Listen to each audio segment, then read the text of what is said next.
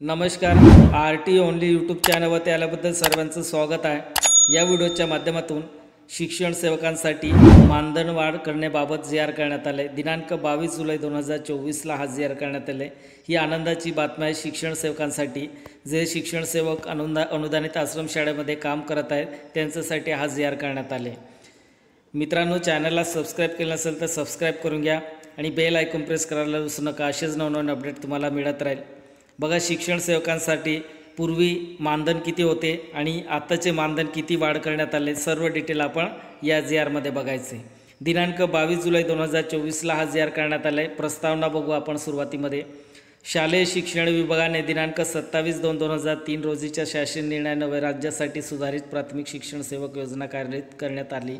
याच धर्तीवर आदिवासी विकास विभागामार्फत चालवण्यात येणाऱ्या आश्रमशाळेत सुद्धा शिक्षण सेवक योजना लागू करण्यात आली असून शालेय शिक्षण विभागाने शिक्षण सेवकांच्या मानधन वाढ केल्यानंतर आदिवासी विकास विभागामार्फत चालवण्यात येणाऱ्या आश्रमशाळेतील शिक्षण सेवकांचे मानधन वाढ करण्यात येते.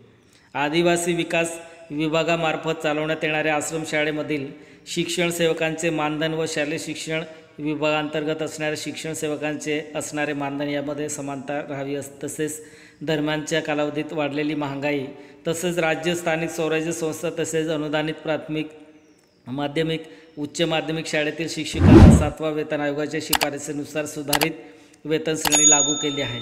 तथापि शिक्षण सेवकांच्या मानधनात सन 2012 पासून वाढ करण्यात आलेली नाही. माननीय उच्च न्यायालय खंडपीठ औरंगाबाद यांनी रिट याचिका क्रमांक 1367/2022 मध्ये दिनांक 30/6/2022 रोजी शिक्षण सेवकांना देण्यात येणारे मानधन कमीत कमी कोणत्या प्रकारच्या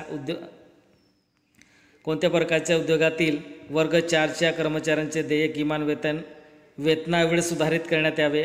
मानधनाचे निश्चित दर 4 वर्षातून किमान एकदा सुधारित करण्यात यावे. तसेच शिक्षण सेवकांना रुपये 15,000 ते 20,000 दरम्यान मानधन अदा करण्यात यावे असे आदेश दिले आहेत.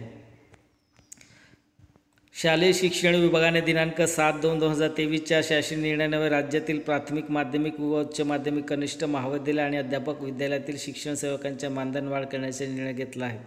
त्याच धर्तीवर आदिवासी विकास विभागाअंतर्गत स्वयंसेवी संस्थांमार्फत चालवण्यात येणाऱ्या एकूण 556 अनुदानित आश्रमशाळेतील एकूण 334 शिक्षण सेवकांचा मानधन वाढ करण्याची बाब शासनाच्या विचाराधीन होती. बघा, शासन निर्णय काय दिले. आदिवासी विकास विभागातील स्वयंसेवी संस्थांमार्फत चालवण्यात येणाऱ्या अनुदानित आश्रमशाळेतील शिक्षण सेवकांचे मानधन वाढ करण्याबाबत शालेय शिक्षण विभागाच्या दिनांक 7/2/2023 रोजीच्या शासन निर्णयाच्या धर्तीवर खालीलप्रमाणे निर्णय घेण्यात येत आहेत. बघा, खालील तुम्हाला टेबलमध्ये दिसत असेल. पदसंवर्ग: प्राथमिक शिक्षक सेवक, माध्यमिक शिक्षण सेवक, उच्च माध्यमिक शिक्षण सेवक. बघा, प्राथमिक शिक्षण सेवक पूर्वी देणारे मानधन किती होते? पूर्वी 6,000 होते. सुधारित मानधन 16,000 करण्यात आले. माध्यमिक शिक्षण सेवकासाठी पूर्वी देण्यात येणारे मानधन 8,000 होते. सुधारित मानधन 18,000 करण्यात आले. आणि तिसरं, उच्च माध्यमिक शिक्षण सेवक पूर्वी देण्यात येणारे मानधन 9,000, सुधारित मानधन 20,000 करण्यात आले. शिक्षण सेवकांच्या मानधनातील वाढ ही दिनांक 1 जानेवारी 2023 पासून लागू करण्यात येत आहे. सध्या शिक्षण सेवकांच्या विनिर्दिष्ट केलेल्या कालावधीत कोणत्याही बदल करण्यात येणार नाही. सदरहून शासन निर्णय माननीय मंत्रिमंडळाने दिनांक 5/7/2024 रोजीच्या बैठकीमध्ये दिलेली मंजुरी अन्वये निर्गमित करण्यात येत आहे.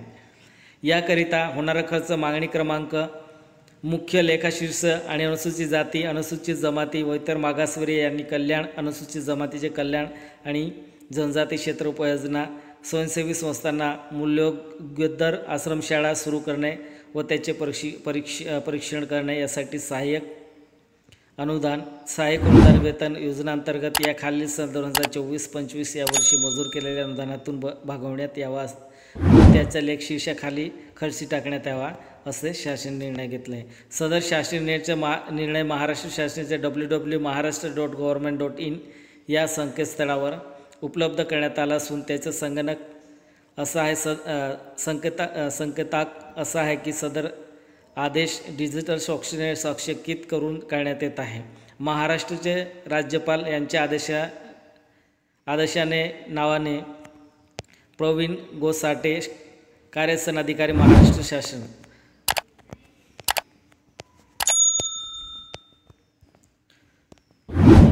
बघा मित्रांनो, व्हिडिओ आवडला असेल तर सबस्क्राईब करा, लाईक करा, शेअर करा, बेल आयकॉन प्रेस करायला विसरू नका. अशीच नवनवीन अपडेट तुम्हाला मिळत राहील. जय हिंद, जय महाराष्ट्र.